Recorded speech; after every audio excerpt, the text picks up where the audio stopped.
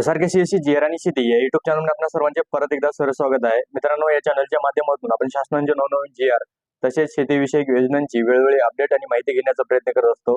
मित्रांनो, शेतकरी बांधवांसाठी या ठिकाणी अतिशय आनंदाची बातमी आहे.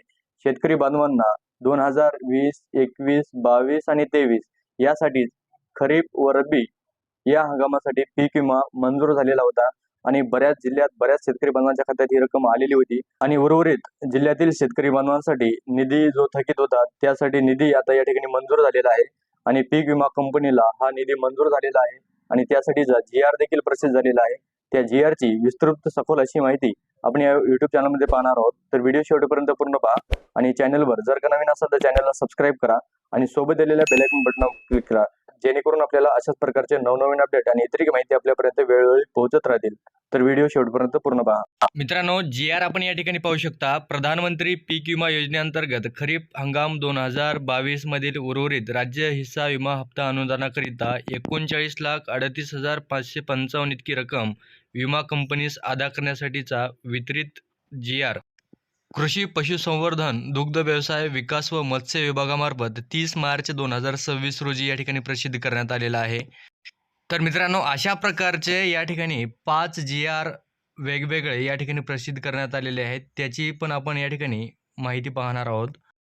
आणि यानंतरच्या जीआरमध्ये प्रधानमंत्री पीक विमा योजनेअंतर्गत खरीप 2022 व रब्बी 22-23 मधील 80-110 मॉडेलनुसार राज्य शासनाने 110% पेक्षा जास्तीच्या नुकसान भरपाईची भारतीय कृषी विमा कंपनीला अदा करावयाची दायित्व रक्कम या ठिकाणी 18,58,80,947 इतकी रक्कम वितरित करण्याबाबतचा देखील जीआर 30 मार्च 2026 रोजी या ठिकाणी प्रसिद्ध झालेला आहे. आणि यानंतर प्रधानमंत्री पीक विमा योजनेअंतर्गत रब्बी हंगाम 22 आणि 23 मधील उर्वरित राज्य हिस्सा विमा हप्ता अनुदानाकरिता 36,94,868 इतकी रक्कम विमा कंपन्यास अदा करण्यासाठी वितरित करण्याबाबतचा देखील 30 मार्च 2026 रोजी जीआर प्रसिद्ध झालेला आहे.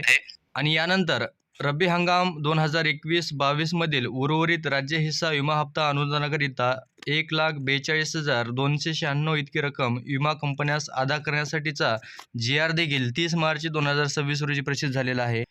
मित्रांनो, राज्यात प्रधानमंत्री पीक विमा योजना खरीप हंगाम 2020 व रब्बी हंगाम 2021 पासून 2021 पासून वर्षाकरिता या ठिकाणी 2021च्या शासन निर्णयानुसार या ठिकाणी भारतीय कृषी विमा company, IFFCO Tokyo general insurance company, Reliance general insurance company, भारतीय अक्सा जनरल इन्शुरन्स कंपनी तसेच बजाज अलियांज इन्शुरन्स कंपनी व HDFC Ergo general insurance company अशा 6 विमा कंपन्यांमार्फत राबविण्यात येत होती आणि भारतीय कृषी विमा कंपनी ही राज्यात विमा कंपन्याची समन्वयक म्हणून या ठिकाणी काम करत होती.